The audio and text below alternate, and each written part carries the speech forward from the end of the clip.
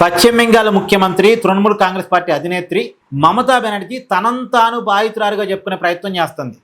ఇవాళ ఇండీ కూటమి సమావేశంలో తర్వాత మీడియా సమావేశంలో కూడా ఒక విక్టిమ్ కార్డ్ ప్లే చేసింది మమతా బెనర్జీ. పైగా ఇండీ కూటమి పార్టీలు కూడా మమతా బెనర్జీకి సపోర్ట్ చేస్తున్నాయి. అసలు విచిత్రం ఏంటంటే ఇండీ కూటమిలోనే మమతా బాధితులు ఉన్నారు. ఇప్పుడు ఇండీ కూటమిలో ఉన్న కాంగ్రెస్ బెంగాల్ రాజకీయాల వరకు బెంగాల్ కాంగ్రెస్ మమతా బెనర్జీ బాధితులే, కమ్యూనిస్టులు బెంగాల్ కమ్యూనిస్టులు మమతా బెనర్జీ బాధితులే. చాలా ఇబ్బంది పెట్టింది బెంగాల్లో ఉన్న కాంగ్రెస్ వాళ్ళని, బెంగాల్లో ఉన్న కమ్యూనిస్టులని చాలా ఇబ్బంది పెట్టింది. కమ్యూనిస్టులను అయితే అసలు బెంగాల్లో ఉండకుండా రాష్ట్రం విడిచిపోయిన దాకా వాళ్ళు వెంటబడి తరిమింది, చాలామందిని చంపేపించింది.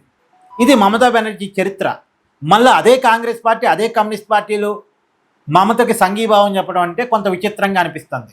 ఇప్పుడు సరే రియాలిటీకి మాట్లాడుకుందాం. మమత నిజంగా బాధితులారా లేక నిందితులారా? ఇప్పుడు మమత చెప్తుంది ఏంది, నా ఎమ్మెల్యేలు నన్ను విడిచి వెళ్ళిపోతున్నారు, నా ఎంపీలు నన్ను విడిచి వెళ్ళిపోతున్నారు, నా పార్టీని బీజేపీ లాగేసుకుంటుంది, నా అధికారాన్ని కూడా బీజేపీ దొంగచాటుగా లాగేసుకుంది, నేనే గెలిచాను కానీ బీజేపీ నా విజయాన్ని లాగేసుకుంది. ఇది మమతా బెనర్జీ చెప్తున్న మాట.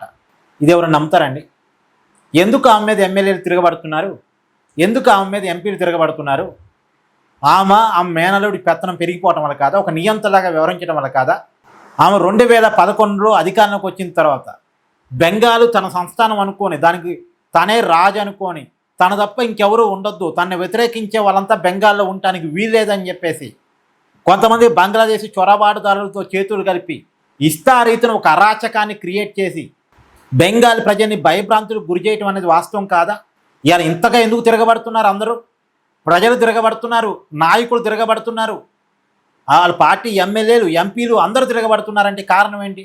పైగా అసలు మమతకి సపోర్ట్గా బయట కమ్యూనిస్టులు కాంగ్రెస్ వాళ్ళు రావచ్చాం, కానీ బెంగాల్లో ఉన్న కమ్యూనిస్టులు కాంగ్రెస్ వాళ్ళు కూడా మమతకి సపోర్ట్గా రావట్లే. మొన్న మమతా పిలుపునిస్తే మేము రాము, మమతకి సపోర్ట్గా ఉండమని చెప్పేశారు. ఎందుకంటే మమత అంటే అంత విరక్తి వచ్చింది. మొన్న ఒక కాళీమాత టెంపుల్కి మమతా బెనర్జీ వెళితే అక్కడ జనాలు కనీసం ఒక పెద్ద నాయకులు ఒక చోటకి వెళ్ళినప్పుడు జనాలు ఎంత గుమ్మిగూడతారు, ఆ నాయకుడితో అభివాదం చేసుకోవడానికి ఆ నాయకుడిని దగ్గర చూడటానికి ఎంత పోటీ పడతారు. కానీ మమతా బెనర్జీ పోతే అసలు జనం పట్టించుకోలే. కోల్కత్తా నగరంలో మళ్ళీ ఎందుకు జనాలకి ఆమంటే అంత బోరు కొట్టింది. అభివృద్ధి లేదు, నియంతృత్వం, అరాచకం. ఇది కదా మమతా బెనర్జీ 15 ఏళ్ళ పాలన. మళ్ళీ మమతా బెనర్జీ తనను తాను విక్టిమ్గా చెప్పుకుంటారంటే నిజాలు ప్రపంచానికి తెలియవా? ఇది సోషల్ మీడియా యుగం. ఇక్కడ మమతా బెనర్జీ నిజంగా బాధితులారా నిందితులారా? మీ కామెంట్ జడ్జ్ చేయండి.